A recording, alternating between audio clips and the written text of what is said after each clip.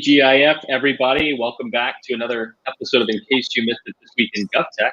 Today, we are also live streaming from the Government Technology Magazine's LinkedIn platform. So if you're new to the fold, welcome to our new watchers. In Case You Missed It is a collaboration that started with Joe and I having conversations about the latest happenings in the market and has grown into a platform that's featured conversations with company executives, startups, government leaders, and much more. And over the next few weeks, we'll be joined by a new special guest, Jed Pressgrove, a staff writer for Government Technology, that will be adding commentary about what is happening in the state of GovTech from in the trenches of Government Technology Magazine itself. Jed, thanks so much for carving some time out over the next few weeks to join us. Thank you guys so much for having me. Glad to be here. Awesome to have you. So today's episode, we're going to be talking about procurement with Thao Hill from ProcureNow. But before we dive into that, we're going to talk about our top 3 in GovTech for the week. It has been a wild week in the world of government technology. And to kick us off, Joe, why don't you tell us about the breaking news? Well, you're right. It has been a wild week with a little bit of unexpected news on the GovTech front, with Tyler Technologies announcing that they're going to buy NIC for $2.3 billion, the largest GovTech deal to date. Bringing together two powerhouses, right? We've been talking over past episodes of In Case You Missed It around this rush to contactless government and digital services that's been accelerated by the pandemic. And now you've got two organizations, one that focuses on state primarily and another primarily on local government coming together. And it's going to be fascinating to see how these two GovTech behemoths come together. Yeah, $2.3 billion deal. Fascinating, to see this, but definitely just a sign that shows you how strong this market is. And we expect to see a lot more activity over the year to come. So now let's talk a little bit about mine. GovTech has done a fantastic job of really curating and analyzing the state addresses from across the country. And so highly encourage that you check out this feature. You can mouse over each state and see what technology priorities are front and center from a policy standpoint in these state addresses. And not a big surprise here, but one that really just has validated a lot of our research. Broadband and telehealth are the top of the top. We know the infrastructure component of this is going to be a major focus for states, not just from the teleeducation side, telehealth side, but also as you think about the need for economic development, the need to connect rural America. This is something that's been on the radar of many states, but this pandemic has accelerated the need to really focus on this underlying infrastructure. And you're going to see a lot more creative ways to try to tackle this as well. We've seen Starlink, the SpaceX Internet Constellation initiative has opened up pre-orders as of Tuesday. So for $99, you can pre-order your own Starlink internet package if you're in a rural area. So lots of innovation happening here. And Jed, I know you've been looking at this from an education standpoint, so tell us a little bit about what you're seeing here.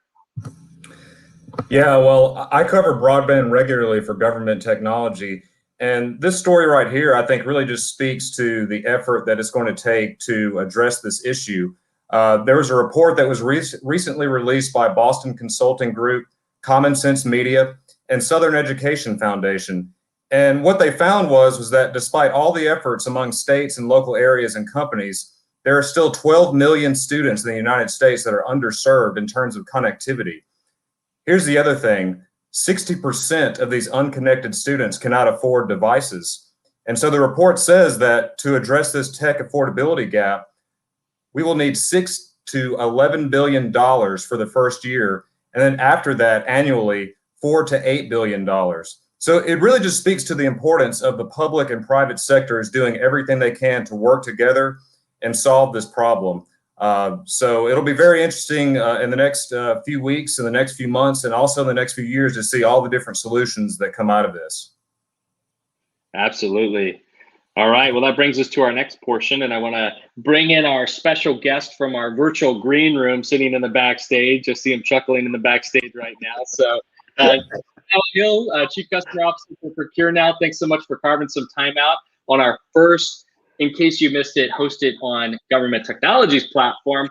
Maybe to start, tell us a little bit about yourself and your journey in the GovTech space. I know you have led a number of initiatives and have been really significantly involved in stuff, so tell us a little bit about your journey.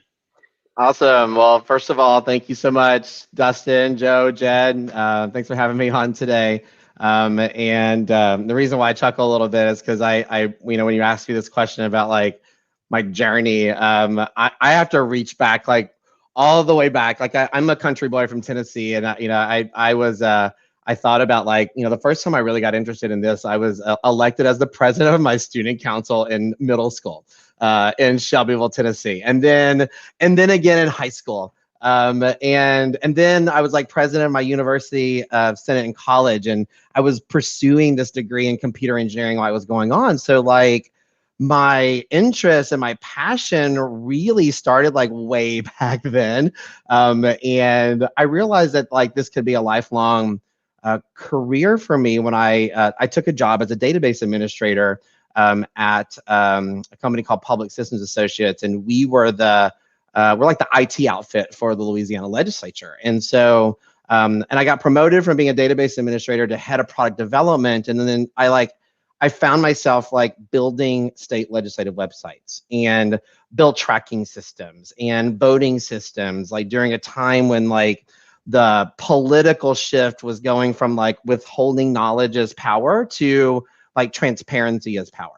And so I got bit by this bug of like more transparency and collaboration in the legislative tracking and workflow space. And so like during that time also, I got to spend 6 months sitting next to the city clerk in Kansas City, Missouri. Her name was Millie Crossland, and we worked together on building like a new agenda legislative management system for the city. And that was like 2004. So while I was doing that, I was attending a conference. It was like the Virginia Association of Municipal Clerks. And my company, we have this little booth next to this little old startup from San Francisco. And they had this like newfangled idea of like streaming council meetings on the web. And giving council clerks the controls to like manage streaming video by like integrating it with minutes annotations tools. And like, I was like, oh my God, this is brilliant. So we kept in touch, and after Hurricane Katrina, like sort of, ravaged Southern Louisiana, like I reached out to the CEO of the company, and he said, well, like we don't really have a budget for like a head of products yet, but Tom Spengler like hired me as the California sales rep for Granicus. And I ended up spending like 9 months on this wild like sales ride. And then we kind of like made enough money where it was like, hey, you want to be like the head of product development. And so that really led to like a 10-year career at Granicus, where I was the head of customer operations for a few years. I was the head of sales for a few years. And as most people know that like follow GovTech, like the company was eventually sold. And I spent nearly a year. I then like hopped over to work with the then CEO Scott Burns at GovDelivery, in a sales enablement role. And then after that, like I kind of got out of the public sector for a couple of years. I worked with this like French firm who was like bringing crowdsourced internet traffic management. It was actually really cool, but I got to work with companies like LinkedIn and Amazon and Microsoft and Pinterest, Google, Facebook, like you name it. And that company ended up getting sold to this tiny little company called Citrix. It was really at that moment when I met the co-founders of GovList. It was called GovList at the time. And when Liam and Dave told me and then showed me what they wanted to achieve in solving one of the most daunting and adversarial parts of government, it's like operational efficiency and purchasing.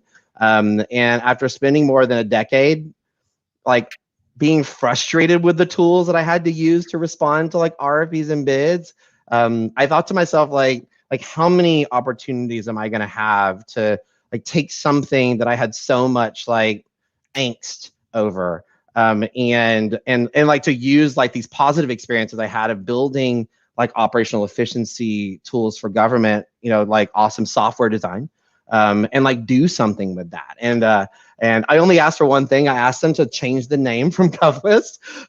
So that's how we came up with ProcureNow, and here I am. All right. Well, that's great. And as both a GovTech geek and a procurement nerd at eRepublic, it fascinates me kind of what you're up to at ProcureNow. Maybe you could share a little bit about your role and a little bit more about what problem you're solving across states and localities. Yeah, happy to. So my title is Chief Customer Officer. I head up sales, marketing, customer experience, and product direction. You know, we're a small company, so we all do a lot of different things. And the main problem that we set out to solve in public procurement is to take all of the, I call it officialism, you know, all of the strict, necessary, excessive attention to official regulations and rules that are like really, really important to government spending when you're spending taxpayer money, and to make it efficient, like guided, enjoyable, as opposed to like negative, barrier creating, and adversarial. So like both from the internal customer relationship perspective and also from the external supplier perspective. So like you can essentially have all your necessary rules and requirements. You can build it all into flexible, intuitive, transparent software that accommodates their language, their policies, while not making it like overwhelming and not making it overly complex for their internal customers and their external suppliers. And it's totally working. Like our customers like actually like really enjoy, I know like enjoying writing RFPs and bids. Like people typically didn't say those two things in like the same sentence, but like I mean, you know what I mean, you know, but they're like this relationship between purchasing and departments are improving. Like it's a major like cultural and attitudinal shift that's really led to results like our customers seeing like a 90% decrease in the time it takes to write and release RFPs and bids. I mean, like stop and think like about like what that really means. So like, you know, we're also just trying to think of like everything like in the bid response process where there's like nothing left for folks to do outside of the cloud environment. Like we've integrated with online forms, we integrate with online notary services like Notary Live. Like we're thinking of all those things that you would have to like leave the PC for to like finish your online bidding process, and we're trying to just bring it all online. Hey, Thao, thanks for all those details. And before I ask my question, you said you're a country boy from Tennessee. Well, I'm a country boy from Mississippi, so definitely good to meet you. Yeah, nice to meet you too. So you already, I think you already answered this question to a certain extent, but if you could provide more detail, that would be great. Where does ProcureNow fit in the state and local procurement lifecycle? Like I said, you touched on some things, but if you could go into a little bit more detail, that would be fantastic. Yeah, it's such a great question because a lot when you say like e-procurement and procurement systems in this industry right now, it can just there's so many different sort of aspects of that. Like I describe what we do as everything that an ERP does not. So from the beginning of like, you know, so somebody goes out and they get a budget for something and they get that budget approved. And then at that moment, that turns into like a request for a purchase. And so that's where ProcureNow starts. You got the budget, you're ready to go. Like you got to start like collaborating on the purchase request. So it starts there. It develops the solicitation. It releases it out to the public. It manages the entire like online sourcing process, and then the awards process, and then the contract process. And then, you know, all the way, you know, to the contract award and the terms, and then you touch back to the ERP because that's where you're going to do like a lot of your spend tracking, like your purchase orders, that type of stuff. So it's really like everything that like an ERP doesn't do. So tell us a little bit about, you know, what you're seeing in the procurement landscape. I mean, I know this is a big question, right? Because there's so much that's happening here, but we know that, you know, when you look at procurement, there's a variety of players that are in the space. There's a lot of new technologies that are in the space. So what are some of those big picture trends that you're seeing this year? Yeah. So, and again, like I'm going to answer it, of course, from my own perspective, because there are a lot of different perspectives around procurement and what you can do in procurement.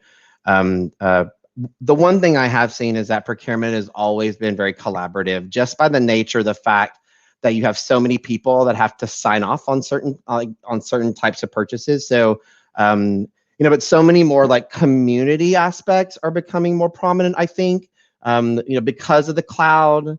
We're not operating in these like little fiefdoms like we used to. Like when one agency goes out to bid on items, there are just so many more resources that are available to them. Like for instance, like we have a partnership with a company called Marketplace City. And if an IT purchase comes up and an agency needs to help with like a scope or a timeline, or the vendors that need to be researched for like a technology purchase, like these guys just like, they plug right in into the software, and like they help them along ultimately to like get to a great outcome. And so like, I think that it speaks to this trend that we're seeing when like you combine like really great software. It's like software as a service, and then like the actual service itself as a service, like expert service at what they do to support agencies. Like we can, when you combine those two things together, like we're able to like move mountains more quickly. For instance, we also have customers that don't have strong procurement functions, and that's okay. Like we have expertise that when you combine that expertise with software, you get both that on-demand access for software and advice. And to me, like that's the trend that we're seeing right now. It's this collaboration in the cloud, like using the cloud, using the software, using these collaborative opportunities. And it's like afforded us all of these like wonderful, awesome things that we can do because we're like living in the cloud today. The pandemic has had an impact on industries, GovTech. It's accelerated a number of trends that we've seen in terms of things that you've talked about here, cloud and software as a service, just to name two. What impact, if any, have you seen the pandemic have on agencies and how they use your platform? I mean, like without a doubt, right? Like COVID has pushed folks over the edge, who were like still receiving paper bids. For those who had already moved to electronic bidding, it pushed those folks who were like passing around word processor documents to move their operation into the cloud, like without a doubt. We had one story of a customer who said that when they started working from home, like they couldn't access their network drive files. So they'd have to run into the office, email themselves their files, and then like access the files with webmail. And then when they started using us, well, like that, all of that kind of went away. And like, I think a lot of us take for granted the fact that like we're on like these sort of like, OneDrives and Gmail, and G drives and that type of stuff. But I think a lot of, like government environments are still just kind of going there. So, so that's one thing that we've seen. And we've seen a lot of success stories around like what's happened with COVID. I think that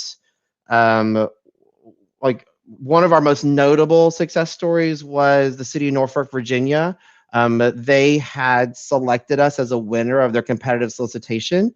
And I was literally on site for their vendor fair, like the day that they got the word that like that Monday that their city hall was going to be shut down. And they had like an operation of like 11 folks in procurement.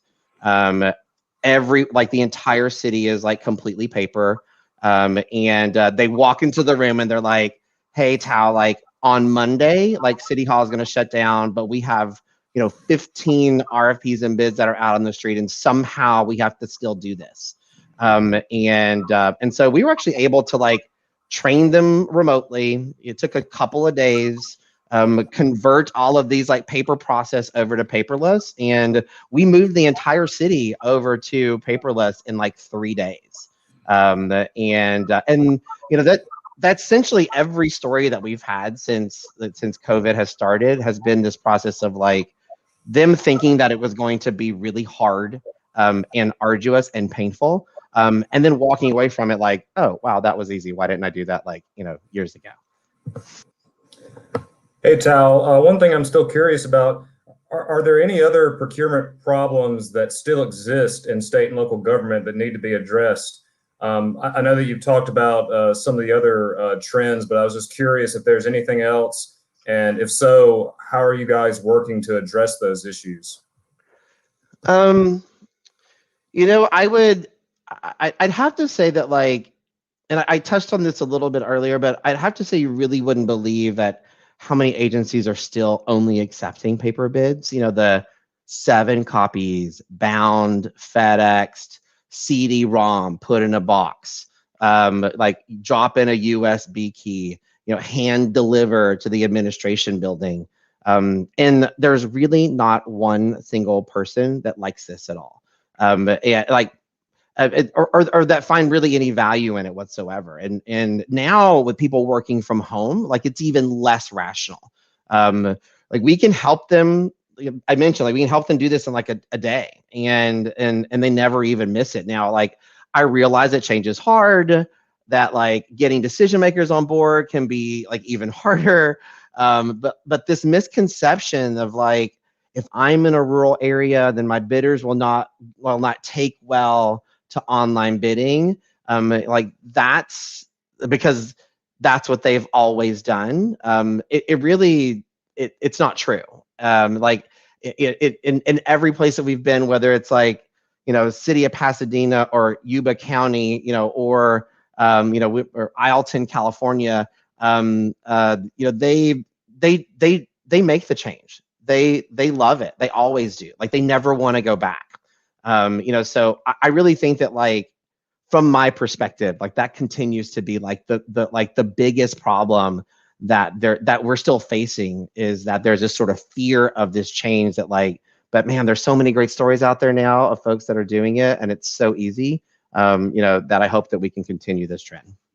And no CD-ROMs required, which is even no better. CD. Who has one of those? I don't have one of those anymore. So.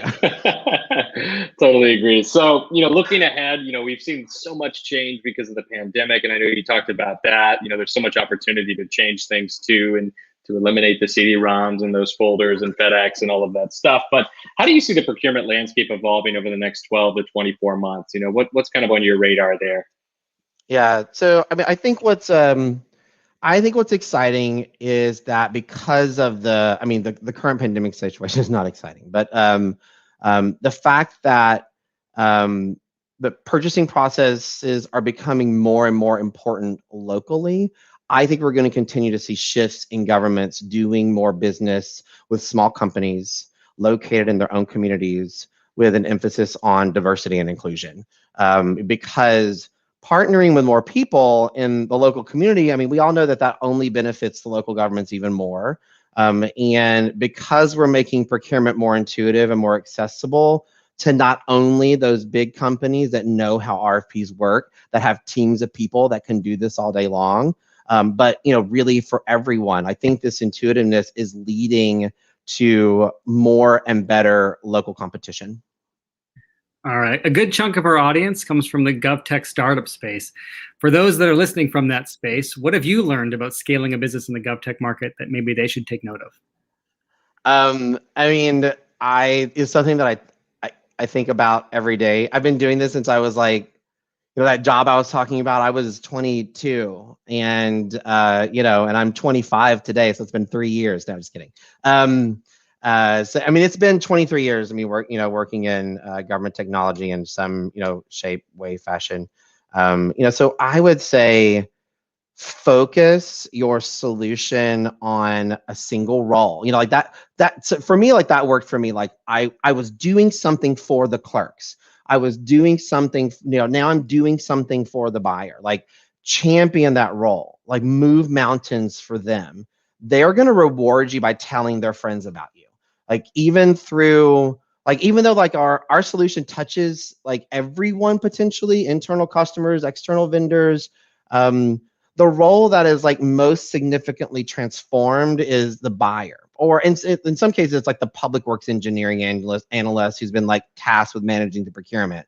But you know, like I said, like we benefit city managers, we benefit IT, we benefit utilities, but our core customer is the government buyer. So I'm going to strive to know every single thing about that person's role inside and out, so that they understand that I understand. Like that, to me, like that is like the one biggest thing that I could tell someone. And I talk with like GovTech startups a lot, and I'm honored to like be a part of like the CivStart cohorts, and you know, and other, you know, groups on Slack, et cetera, where we're all sort of sharing ideas. And to me, like, that's kind of the one thing I always go back to is like, focus your attention on like a single role and really just knock it out of the park for them, because they're going to then in turn come back and they're going to reward you. So like it took us almost 3 years to go. And this the other thing, like it took us. It takes a while. Obviously, you have to have patience. It took us 3 years to go from like 0 subscription customers to 50 subscription customers, and I'm really proud of that. Like we respond to national open solicitations, we win them. Like I believe our customers trust us, over some of like the behemoths, because they trust that like we listen to them and we do something about it for them, like now. And I think that that's the advantage that like GovTech startups have, is that like just like embrace the fact that you can do something for them and you can do it agilely and you can do it fast, because that's how we're going to win over the big behemoths. Thao, thanks so much for sharing that experience with everyone. So what's next for ProcureNow, and where can our audience go to learn more about ProcureNow?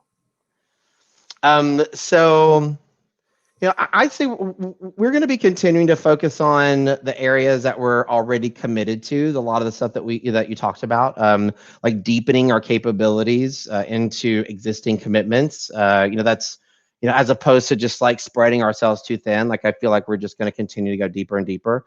I would also say that we're just going to work on like all of those things that you would ever want your software to do, regardless of whether it's like government software or if it's like an app on your iPhone.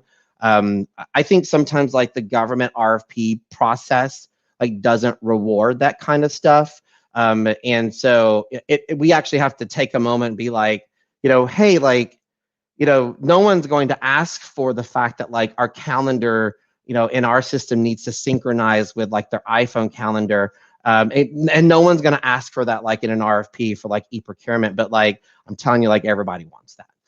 So we're just going to focus on those things that like we know that know it's going to make their life easier, but that don't always like come up in like your standard like government RFP responses, because like I'm building software for my customers, not to win RFPs.